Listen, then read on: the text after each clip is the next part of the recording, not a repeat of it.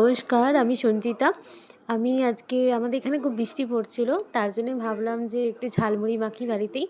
তো বাড়িতে যা যা উপকরণ ছিল সেগুলো দিয়েই বানাচ্ছি। তো এই যে আলু সিদ্ধ নিয়েছিলাম অর্ধেকটা, আর পেঁয়াজ কুচি, লঙ্কা কুচি, লেবু, আর তার সাথে আমার বাড়িতে যা যা ঝাল মানে ডালমুট যা ছিল দেখতেই পাচ্ছ। তারপরে এই যে বাদাম ভাজা যা ছিল সব কিছু নিয়েছিলাম।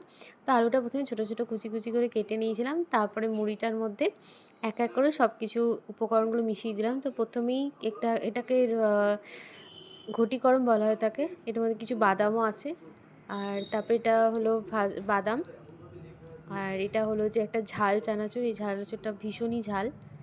আর তারপরে ছিল ডালমুট নিয়েছিলাম, আর এই ডালমুটটা খুব ঝাল আর খুব মশলাযুক্ত। এটা দিয়ে বা মুড়ি মেখে খেতে খুব ভাল লাগে। তো এইভাবে মুড়ি মেখে খেতে কার কার ভালো লাগে আমার সাথে অবশ্যই শেয়ার করবেন।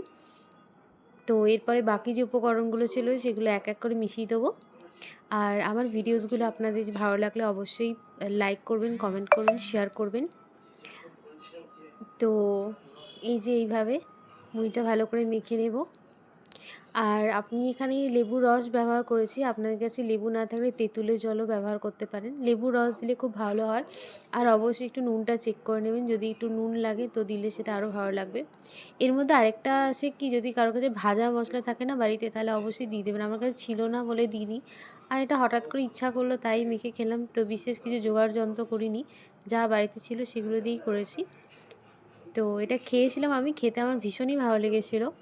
আপনারা একবার বানিয়ে খাবেন, চা কফির সাথে ভাল লাগে। আর অবশ্যই